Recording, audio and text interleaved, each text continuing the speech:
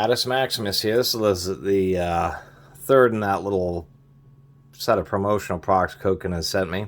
Like the tap socket, the stubby 3/8 impact metric socket set was pretty good, but not super great. These kind of intrigued me a little bit, so I decided to take a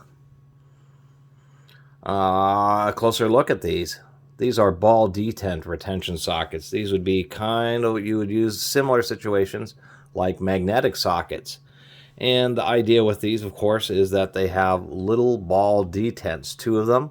Although I would have liked to see 3 just so they had a little bit better retention, I should say, or at least stronger retention.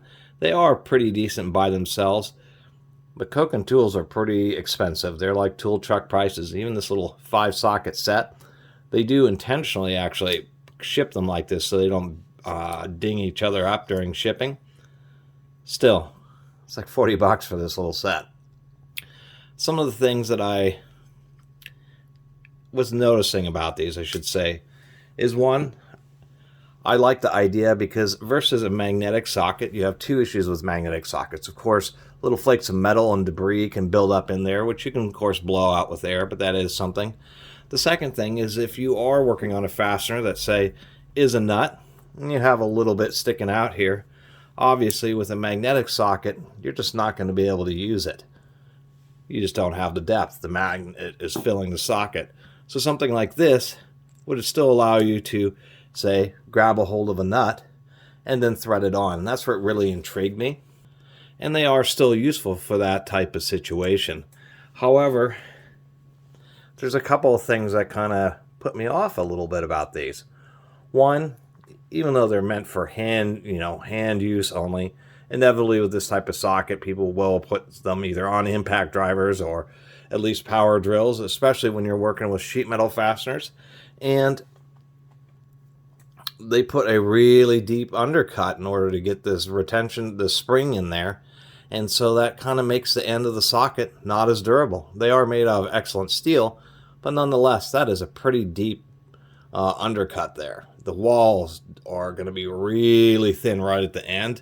And when you're working with a lot of short head fasteners, all the load and the wear is going to be happening at the very end of the socket. Secondly, I think they could have done something to try to get this a little closer to the edge, because of course if you're working with fasteners like this, the balls are just too far back, so they won't hold on to these type of sheet metal fasteners, which is a little disappointing. When it comes to the 1/4 inch, it's a little bit closer to the edge. Of course, this fastener has a little bit taller of a head, so in this situation it does work out. But one of the other things I was noticing is if the fastener does indeed fall out of one of these, it is a ball detent, where if the fastener falls out of a magnetic socket, you can actually still use the magnetic socket to pick up the fastener that you dropped and try again. And so I do appreciate Koken sending me these, and I think they are neat to add to a collection.